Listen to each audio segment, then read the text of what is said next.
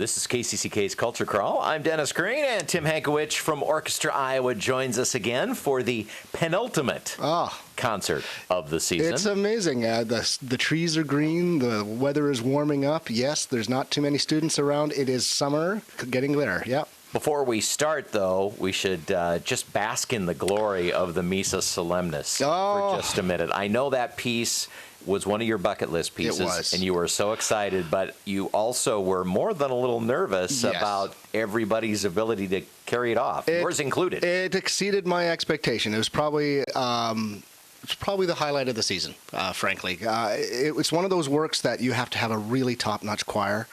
It is so difficult that it's either there or it's not, and no manner of great orchestral playing is going to fix that piece if you don't have the choir. And we had the horses. The choir was dynamite. The orchestra was amazing. The soloists were first-rate, and so the experience was.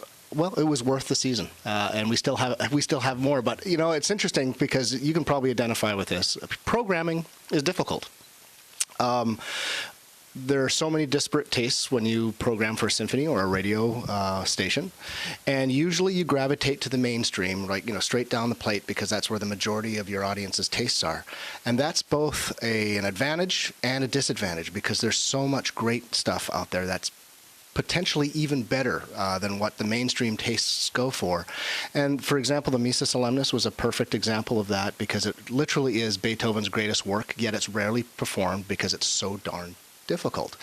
And yet to be able to perform that piece and for audiences to hear that piece live, it was truly electric and magical. So it's been a season of that. I've been using my 10th season as an excuse to do some bucket list pieces that most musicians, when they go and study their craft, long to perform and rarely get to, if ever. And the Missa Solemnis was one of them. Earlier in the season, the Firebird, the entire ballet.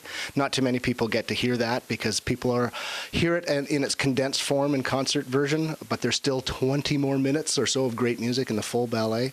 And then at the end of the season, we get to do Richard Strauss's Ein Heldenleben, which is his greatest tone poem, and again is rarely performed because of its difficulty and its expense, because it requires at least 90 to 100 people on stage. So we get to do this, and it's been a great anniversary present for me. You can finish the season and die happy, apparently. Apparently, I can. Yes, yeah, but I'm not going to count on that.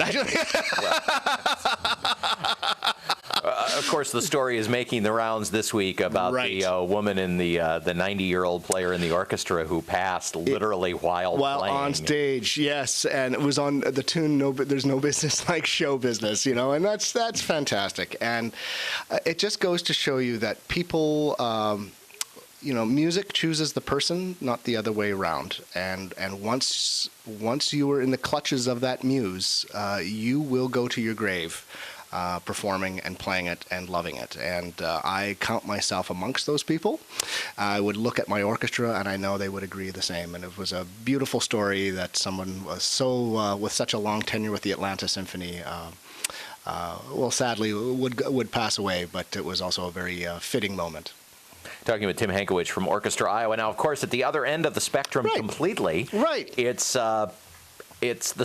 the orchestra playing Jump, Jive, and Jazz. Jump, Jive, and Jazz. Big Bad Voodoo Daddy is coming to town. And this is kind of funny because people often think, oh, you're a symphony conductor, you're a classical musician, therefore you only perform Brahms, Beethoven. Serious stuff. Frowny stuff. Yeah, the eat your vegetables kind of music, you know. And no, that's not true, because I think if you ever meet any musician worth their salt, they have such a diversity of tastes, whether it's jazz, hip-hop, pop, rock and roll, yes, classical music, everything. And that sort of summarizes our orchestra. Well, I can't remember who said, it's either Duke Ellington or Louis Armstrong. I've seen it attributed to both. Said there are only two kinds of music.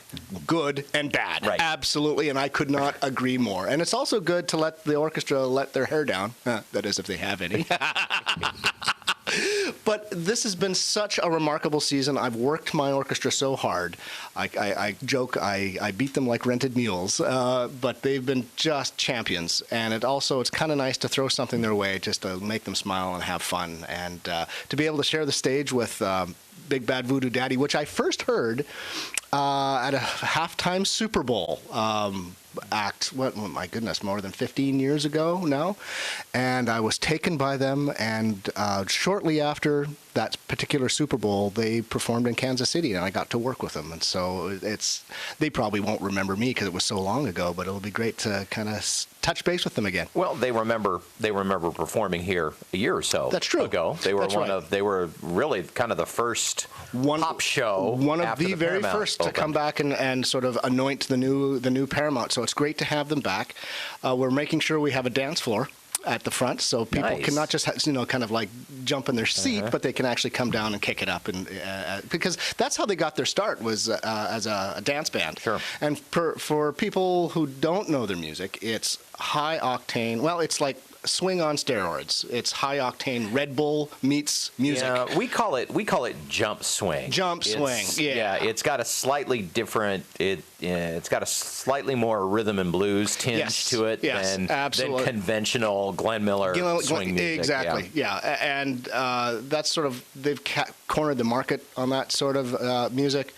And I still don't know what I'm going to wear to the program because they've got that signature look of their Zoot suits. I've been telling people it's going to be the orange crushed velvet Zoot suit. Okay, I'll get to work on that because nothing says Maestro like orange crushed velvet. But it's going to be a lot of fun. And I love how they also pay tribute to some of the classics, some of the music of Cab Calloway. I got the music the other day, and I see that they're going to be doing Minnie the Moocher, which was, to me, in my generation, was made famous in the Blues Brothers movie with the great Cab Calloway himself.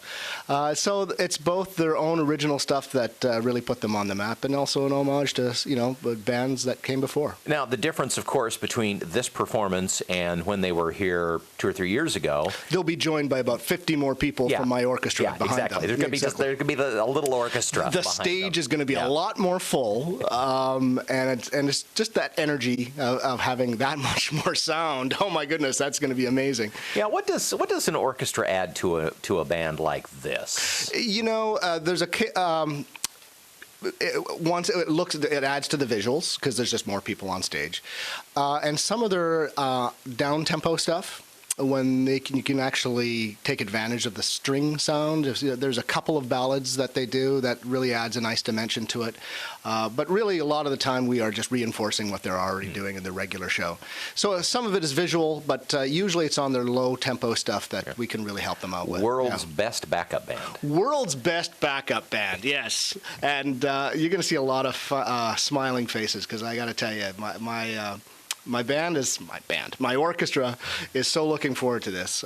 Like I said, they've been working awfully hard. And it's not that this isn't going to be difficult. It's just a breath of fresh air for them to kick back and relax. Well, it's this Saturday night. Yes. Tomorrow at the Paramount Theater. Tickets still available, to the best of my knowledge. Yes, it's selling really well, so you should call now because seating is limited now. Yeah, and one performance only. And one performance of course. only. Not the usual Saturday, Sunday, or something like that. Correct. They have a busy schedule because I was just looking on their website, and right after they play here, they go back to Beverly Hills for a private concert, for a private event. And I see Beverly Hills and private event, and I'm wondering, who's the famous person that they're playing for? Somebody's birthday. There's some famous person who has really good taste. Exactly right. And so they have to turn around and head back west immediately. So, yes, only one performance on Saturday night at 7:30, and of course you can call our ticket office at 1-800-369-TUNE, or just go online at orchestraiowa.org, and there you are. All right. Well, I got my Zoot suit ready to go. Awesome. I'm going to be there. I'm looking forward to this. Have fun. I will. Yeah, I'll be jumping and jiving because your listening audience probably doesn't know this, but in a previous life, before I came to here, I spent a couple years in Oregon, and my wife and I were one of our hobbies was ballroom dancing. Oh, yeah, and so you probably won't see me dancing because I'll be busy doing some other things. That's right. Yeah, you've got the orchestra does need a little conducting. Yeah, that's right. But it's also kind of because this is my 10th season. I mean, all the stuff that we've programmed this year has either been personally very meaningful to me in my training and in my career, or bucket list pieces, or certain moments in my career like this.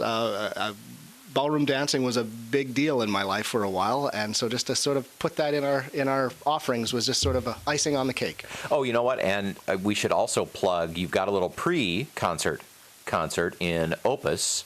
Ed Carr, right. The operations director, was telling me that there's a combo. I believe it's from City High. No, it's not from City High, but it's some Iowa City area current students and alums who have put together a combo that's going to perform in Opus prior to the concert. I'm so glad you said that. That's so important because what we've been doing lately with the orchestra and everything that we do is create a broader experience. So it's not just about coming into the concert hall and going to the concert, but coming in, hopefully there's some music in the hallway or music in Opus that's related to what you're about to hear. And so it also gives students from the area a chance to perform, but it also brings in a larger awareness of the context of what this music is about. So having all these kids playing at Opus and then later on hearing Big Bad Voodoo Daddy play, I mean, it just connects the dots for our next generation of musicians. It's going to be a blast. Yes. Tomorrow night. In many ways, yes. Paramount Theater. And